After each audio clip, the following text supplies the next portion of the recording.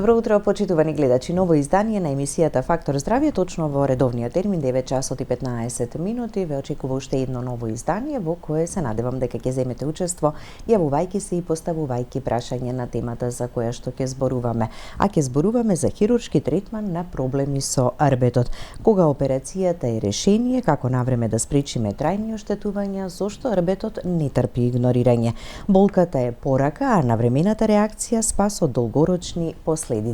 На оваа тема утрово во Фактор здравје разговараме со доктор Љубомир Ивчев, специјалист неврохирург од Градската општа болница 8 септември. Добро утро, доктор Љубомир, и добре ни дојдовте во Фактор здравје. Добро утро и на вас, благодарам за поканата. Како што кажавте, да, после неколку години повторно има неврохирургија во 8 септември и сега пациентите повторно ќе имаат можност за лекување на голем број на болести поврзани со арбетниот столб.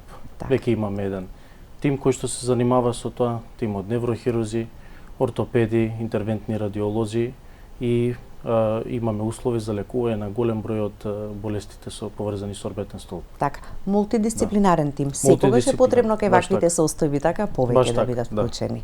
Да. Ќе погледнеме реклами, блок реклами, а потоа продолжуваме и обработуваме темата за најчестите проблеми со арбетниот столб и хируршкото лекување, односно хируршкиот третман. Јас веќе ги поканив и нашите гледачи да се вклучат со своји прашања. Останете со нас, веднаш по рекламите продолжуваме со разговорот.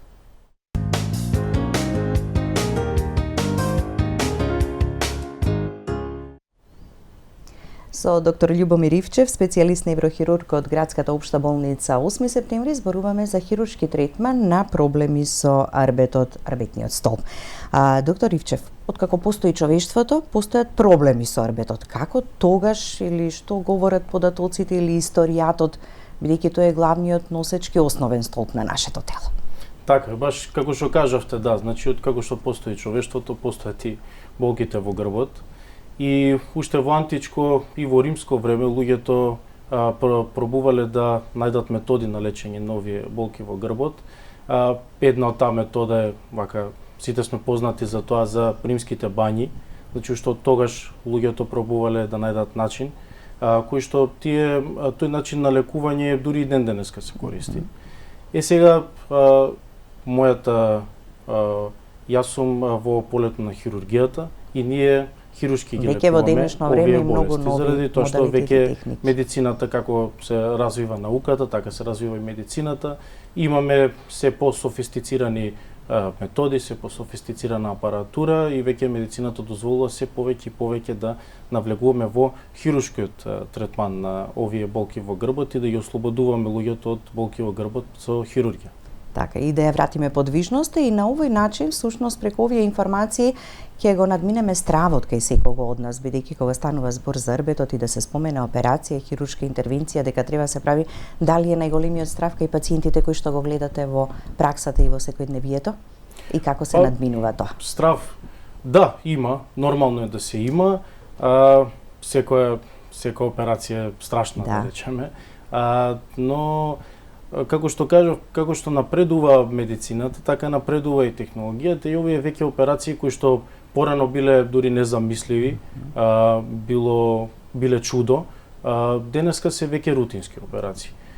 Денеска оправувањето исто така на пациентите, кој што порано било многу тешко, многу споро, па и скапо, денеска веќе тоа се намалува времето, оправувањето е многу брзо и благодарноста од операциите е многу поголема. Така, што е најважно, се ослободува пациентот од болката и му се враќа подвижноста, нешто што не сме да се игнорира и не сме да се остава долго време да поминува. Кои се најчестите проблеми со арбетниот столб? Ќе кажеме ли малку за анатомијата на арбетот? Јас би зборувал за најчестите промени на долниот дел од арбетниот столб, ние тоа го викаме лумбалниот предел.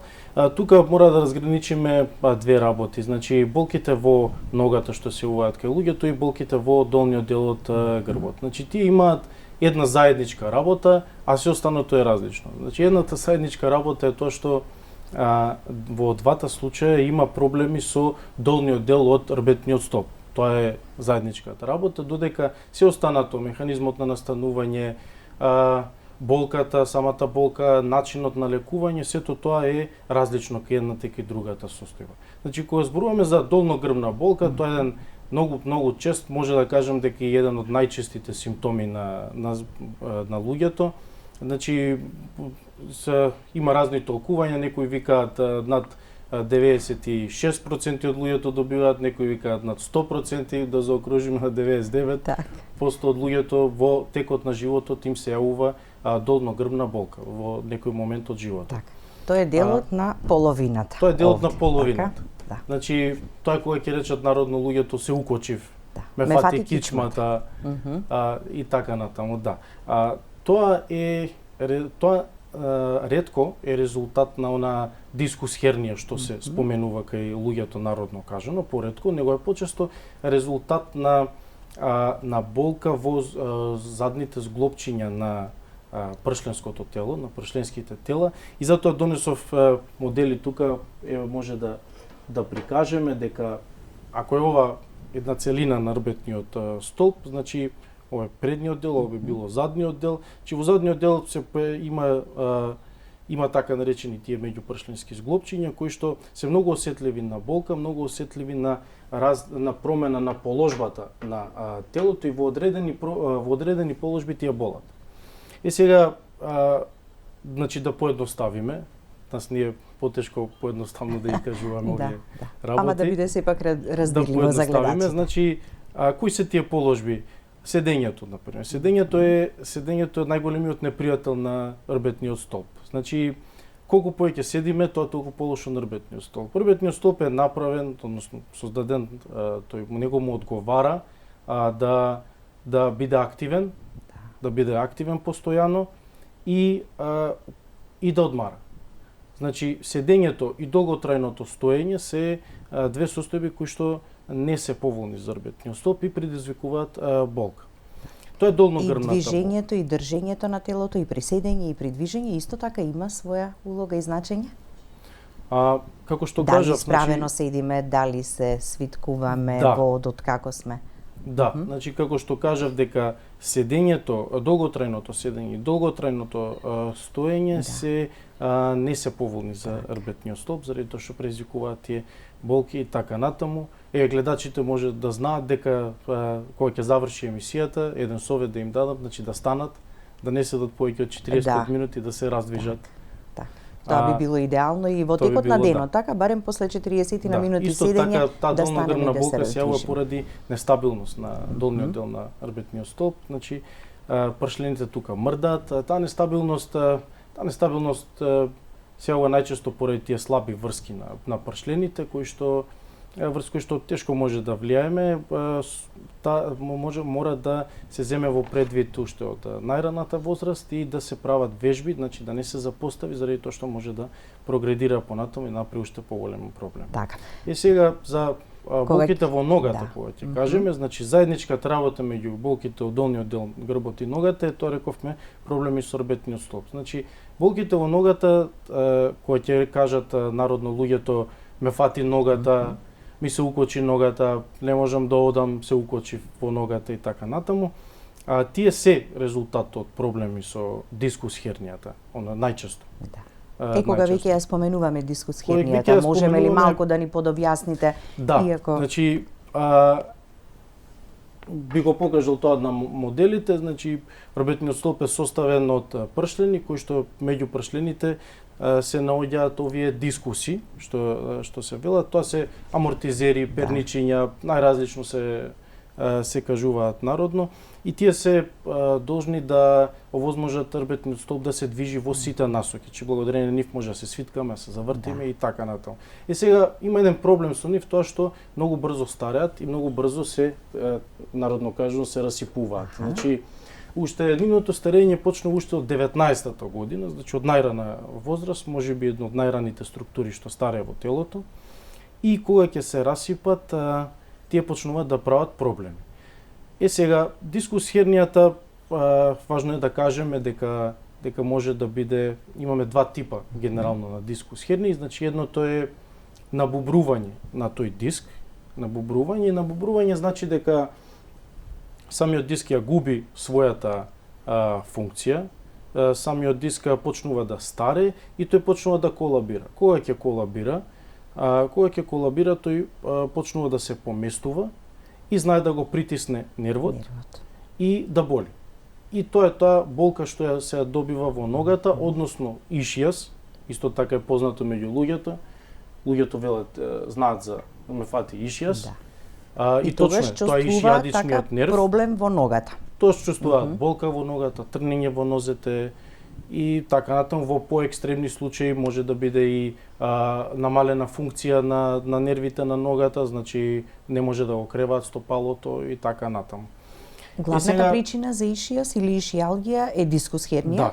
Да. Значи главната причина за ишијасот е дискус хернијата. Значи за вториот тип на дискус хернијата би го кажал исто така, тоа е екструзија, ние велиме медицински латински, тоа е да кажам македонски да кажам руптура, пукнат диск, прскање диск, истечен диск и така натаму сме сретнале најразлично од пациентите. Јас ќе кажам екструзија, значи тоа е ситуација после ова набубрување, значи исто така дискот ја губи својата функција, почнува да колабира и доаѓа до прекинување, пукање всушност на тие лигаменти кои што го држат и доаѓа до излегување на содржината во нервниот канал. Симптомите кои што се добиваат се исто така како и овие симптоми од првиот тип на дискус хернијата, со тоа што во овој случај се посилни симптомите, значи се посилни и тоа на овој модел може да забележиме, тоа би изгледало некако овака. Значи ова вака би изгледало едно пукање на парче диск, значи излегува содржината на дискусот од своето место практично.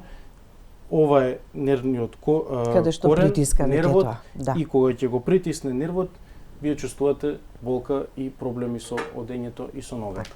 Тоа се силни болки кои што моментот ги чувствуваат? Многу силни болки, тоа се болки кои што ги тераат дури пациентите да бидат и во принудна положба, да бидат и тоа се проблеми кои што за среќа денеска се решаваат оперативно. Значи најчесто првиот тип на дискус хернијата, кога имаме набубрување, не се решава оперативно, но доколку имаме пукање на тој лигамент, излегување на дискалната содржина, тоа најчесто се решава оперативно. Така, значи затоа е најдобро да се направи добра проценка, така, кога е потребна операција, кога првично се почнува конзервативно. Кога ќе се намали болката или кога ќе се реши малку барем проблемот. Треба ли повторно да чекаат да се случи нешто вакво за да дојдат на лекар или најдобро е откако ќе се смири болката да се направи во секој случај еден добар преглед да се даде препорака на пациентот што да се прави? Прегледот кај клиничар, кај доктор кој што се занимава со проблеми на рбетниот столб е незаменлив. Значи секој оној кој што има болка во рбетот мора да отиде на клинички преглед. Значи не може, јас сметам дека не е соодветно се постави диагноза само врз основа на снимки или само врз основа на повик или само основа така, значи треба да се мора пациентот да биде прегледан соодветно, да се видат снимките и понатаму во целиот тој склоп на околности да се донесе до заклучок за правилниот начин на лекување. Така, дали има ограничувања во возрастната граница кај пациентите? Возрастната граница и како може да се прават? Возрастната граница сега веќе е поместена. Сега веќе се оперираат луѓе и во многу порана возраст, а и во многу покасна возраст. Значи не е како порано, сега веќе нема поставување на мислам граничната возраст е многу укренато е нивото на граничната возраст. Да, особено кога се работи за оперативното лекување. Така да.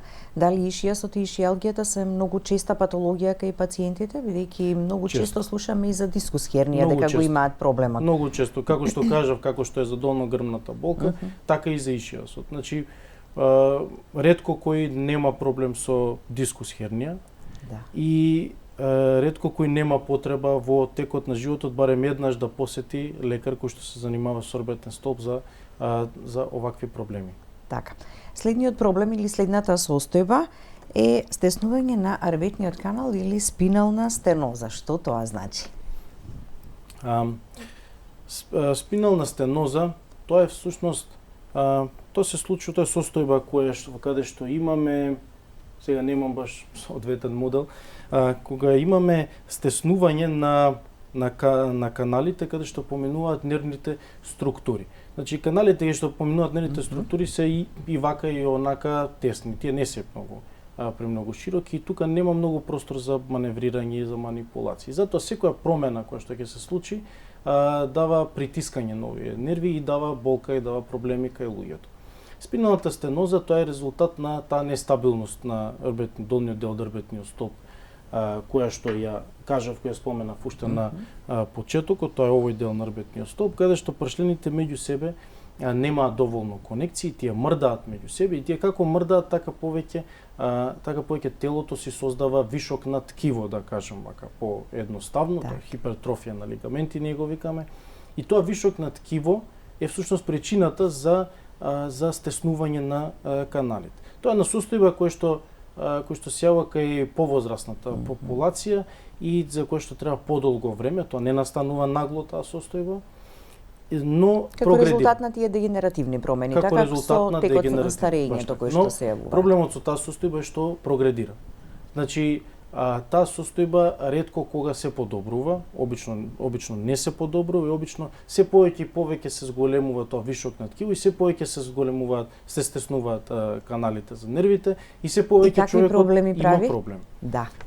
Што чувствуваат? Најчесто проблемот кој што го слушаме кај овие ситуации е, вика докторе, имам болки во нозете, не можам да одам повеќе од 40 од 50 метри. Кога одам повеќе од 40-50 метри, веднаш почнувам да чувствувам трпки по нозете, болки во нозете и имам чувство да седнам и да одморам. Тоа се знаци за спинална стеноза.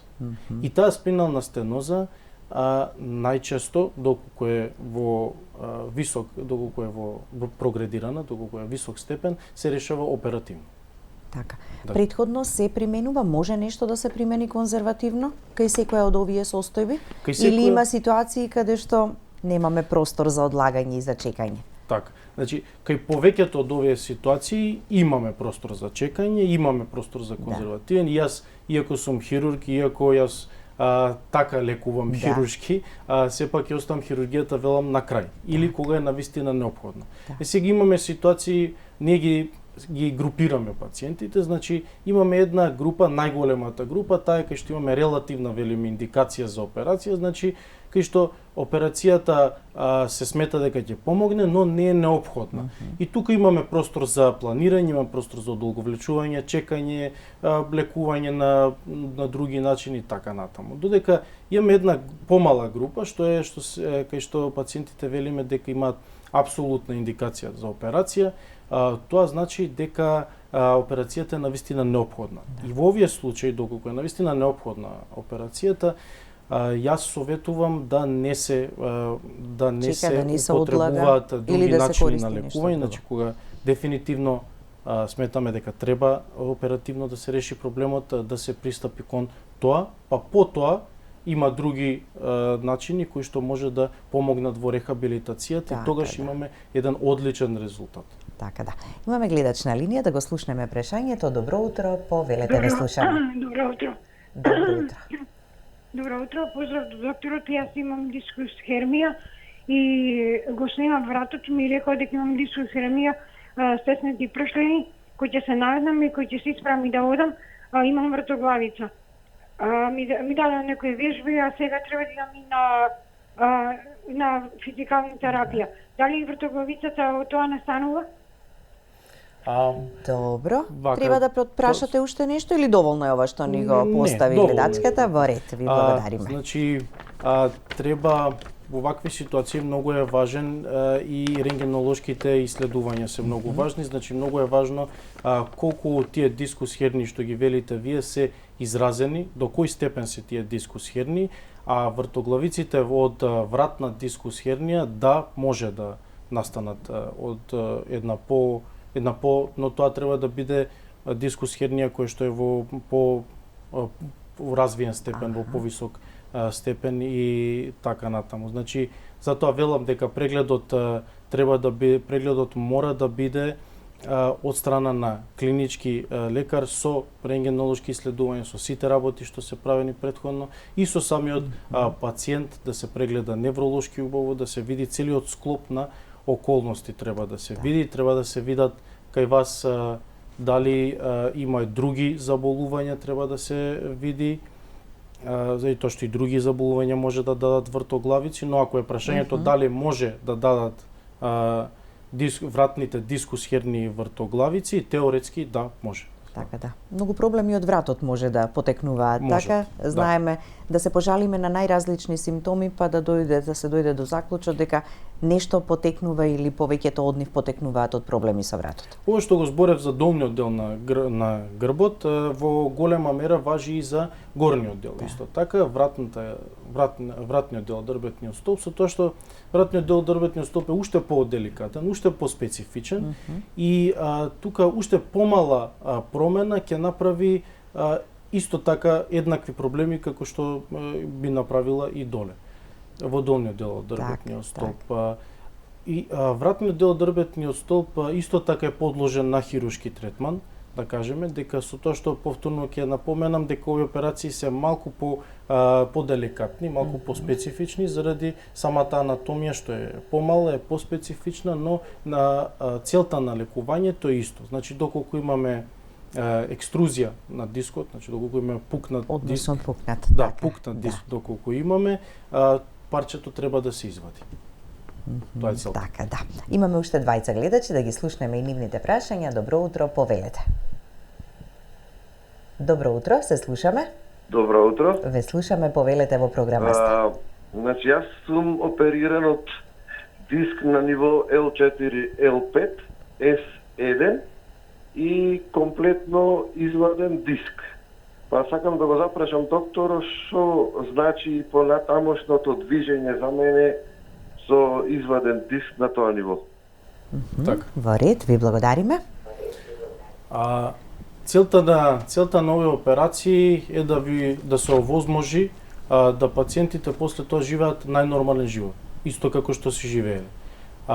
Така да одговорот мој тука би бил дека вашата должност, да речам, вашата должност е да посетите физикална терапија, да ви се кажат вежби за понатаму во животот, кои што ќе ги правите можеби редовно и со тие вежби, со предпоставувам дека операцијата успешна, дека вие ќе може да имате најнормален живот и дека можете буквално секакви активности како што сте правеле претходно да си правите и себе. Така. Да не се плаши пациентот, односно гледачот кој што се јави, само да се придржува кон она што веќе му е веројатно препорачано и она што и како совет вие го упативте до него. Уште еден гледач, вклучуваме. Добро утро и за вас.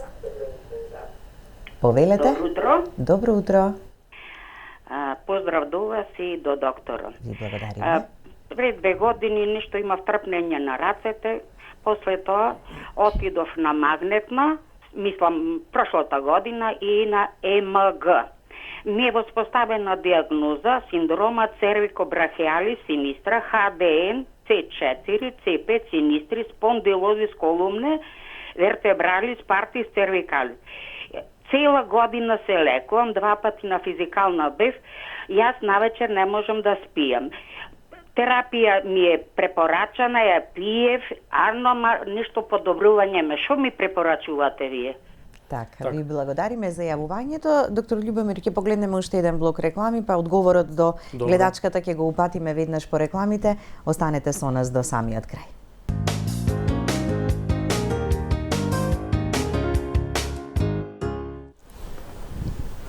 По рекламите, а пред да продолжиме со разговорот, да го дадеме советот и препораката до гледачката доктор Љубомир, која што се јави претходно. Така. Да ја одговориме, значи, на прашањето на господјата. Тешко е да кажам каква е ситуацијата, не знаејќи го резултатот од магнетната резонанција и од ЕМГ-то, но она што ми окажувате вие, значи дека вие имате проблеми со прбетниот столб и дека вие и покрај тоа што сте се лекувале конзервативно, вие немате успех во лекувањето, имате повторно проблем и ова е причина за повторно да се јавите на амбуланта за кај некој спинален хирург, значи некој хирург што се занимава со болести на рбетниот стоп, за повторно да бидете прегледани, да биде евалуирана целата ситуација и понатаму да се размислува за други начини на лекување, вклучувајќи го и оперативното, но не велам дека сега е тоа начин, поради тоа што не ги знам Треба добро да се види, така да. Го спомена гледачката цервико-брахиален синдром, за кој што исто така ни беше во план да позборуваме во рамки на емисијата. Да. Каква е таа болка која што потекнува од вратот, поврзана со орбетот, а се манифестира низ раката? Така? Тоа е многу слична ситуација како што ги објаснував болките што се јавуваат во ногата. Да. Значи, механизмот на настанување на болката во ногата и во раката е практично ист. Значи, тоа е повторно ќе го потребам мој модел, кој што е многу сликовито прикажува ситуацијата. Значи, тоа е повторно таа дискус хернија, која што поради оштетување на дискот, тој колабира, пршлените го згмечуваат и го притиска нервот кој што излегува од каналот. Тоа истото се случува и во вратниот дел. Најчест симптом кој што се јавува кај луѓето со цервико-брахиален синдром е интересно, велат многу пати ми падна чашата. Значи, тоа што се јавува е ја губат силата на раката. Всушност ја губат стисокот на раката и почнуваат исто така повторно да им има чувство како на мравки да им лазат по раката, отрпнување на раката и губиток на грубата моторна сила на раката и навистина тоа се случува кога ќе зема чаша им паѓа чашата, затоа што тоа се пофини движења и тоа е причина за да се посети амбуланта за. И тука веќе нема простор за чекање за да ни помине па да видиме дали ќе се смири ситуацијата, не. Така. Значи, овие симптоми ни се некој знак. Кога имаме невролошки, ние викаме и испади, односно тоа е губиток на моторната сила, еден таков вид, неможност за кревање на стопалото е друга таква ситуација, тоа ги викаме ние невролошки испади. Тие се испади кои што заслужуваат човекот во најбрз можен рок да биде прегледан од страна на спинален хирург и да му биде поставена дијагноза. Така, бидејќи не знаеме кога и како овие симптоми, кај кого поединечно ќе прогредираат, кај некого ќе останат ли во истата состојба, ама кога ќе се направи добар преглед, добро ќе се знае и ситуацијата. Кои се оперативните техники, еве, вие како хирург, така, таа е основната и главна дејност која што ја работите, иако нели се почнува од еден основен преглед, сите исследувања кои што треба да се направат и да се донесе одлуката како со третманот понатаму. Што е она што се го применувате? Како за спиналната хирургија, како за сите други хирургии, така и за спинална хирургија, како што велите вие, значи има еден предоперативен процес, додека хируршките методи сега во светот се сведуваат на што по-минимално инвазивни методи. Тоа е за конкретно кажано за дискус хернијата, за екструзијата, за кога имаме парче кој што имаме дефинитивна индикација за операција. Најчесто ја изведуваме таа хируршка интервенција со така наречена микродисцектомија. Значи, што значи тоа? Тоа е класичен тип на операција со употреба на оперативен микроскоп за зголемување и за попрецизна дијагностика. Додека покрај таа метода има и други методи. Сега во светот се уште е во тек на истражување, да речем, на докажување, методата и за спиналната ендоскопија. Тоа е метода каде што немаме класична оперативна процедура, туку процедурата е со помош на ендоскоп. Значи, помал е резот, така се смета дека времето на оздравување понатаму е подобро и така натаму. Додека пак кога зборуваме за спиналните стенози, тука доаѓа во предвид ламинектомијата, ние така го велиме тоа латински. Тоа е оперативна метода каде што се отстранува задниот дел на пршленското тело со цел да се ослободат нервните структури за таа спинална стеноза, односно стеснување на рбетен канал, кој што да се ослободи, така тоа што стеснува. Претходно да се ослободи, за да може човекот после тоа полесно да си оди, да нема проблеми и така натаму. Друга метода која што доаѓа во предвид исто така, која што рутински се употребува, е докажана и имаме одлични резултати, тоа е спиналната фиксација, каде што се практично се со инструментариум се фиксираат прашлените, за да не дојде до нивно понатамошно поместување, да не дојде до понатамошно создавање на тоа ткиво кое што понатаму уште дополнително ќе ги истесни каналите и ќе направи проблем. Така. Повеќе опции во можност, така се одлучува која е најдобра за индивидуално пациентот. За секој пациент мора да се направи индивидуална проценка. Значи, кај секој пациент ситуацијата е различна и нема златен стандард, да кажам, за некаков тип на операција. Значи, мора да се, како што кажат, да се прегледа клинички пациентот, да се видат испитувањата, да се земат многу работи во обзир и понатаму да се направи еден дефинитивен заклучок. Така да. Целта е да се ослободи од болката пациентот и да се врати подвижноста, она што претходно нели го ограничувало, го попречувало, бидејќи интензивна и болката, ама едноставно не можете да се движите како што треба, не можете да изодите некој дел. Зајакнување на мускулатурата важна ли е за да го држиме здрав арбетниот столб? Да. Тоа се некои препораки во превенцијата. Да. Можеме ли да превенираме дел од овие најчести проблеми кои што се јавуваат? Да не дојде до нив? Дефинитивно мускулатурата е еден составен дел од држењето на телото. Значи, велиме колку повеќе мускули, толку подобрен арбетен столб, така да јаката мускулатура како што треба за превенција, а така треба и постоперативно. Значи, ние постоперативно и покрај тоа што сме извеле операцијата, сепак ги советуваме пациентите да вежбаат до крајот на животот, за да имаат силна мускулатура, за да не прогредираат и да не се појави повторно проблемот кој што претходно го имале. Не споменавме за сколиозите, ама тука најглавно е да превенираме за сколиозата понатаму во животот да не направи проблеми. Тоа најчесто нели се превенира и се третира во детската возраст. Е често распространета и расширена, меѓутоа е веројатно тема посебна, така, која што би требало да се третира. Да. Тоа е детската сколиоза е нешто со кое што детските ортопеди се занимаваат и треба навистина големо внимание да се посвети за тоа, поради тоа што сколиозата може да се коригира во детска возраст. Доколку не се коригира во детска возраст, понатаму сколиозата прави проблеми. И на повозрастни години. И голем дел од овие проблеми кои што ги набројав претходно се всушност како резултат од една непревенирана сколиоза, која што понатаму создава една нестабилност на арбетниот столб и почнуваат да се јавуваат сите овие дегенеративни промени на арбетниот столб многу порано отколку што би се јавувале доколку би бил тој навремено исправен. Така да. На самиот крај само уште еднаш да потсетиме неврохирургија во градската општа болница 8 септември. Преку матичен лекар сите пациенти кои што сакаат да направат и консултација и преглед за проблемот кој што го имаат, можат да закажат преглед кај вас и кај уште една докторка со која што заедно работите. Да. Така.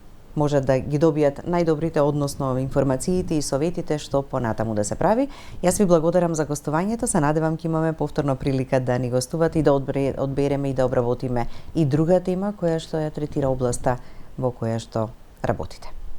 Така, благодарам и на вас. Така. И се надам да се видиме исто така повторно во друго издание. Секако.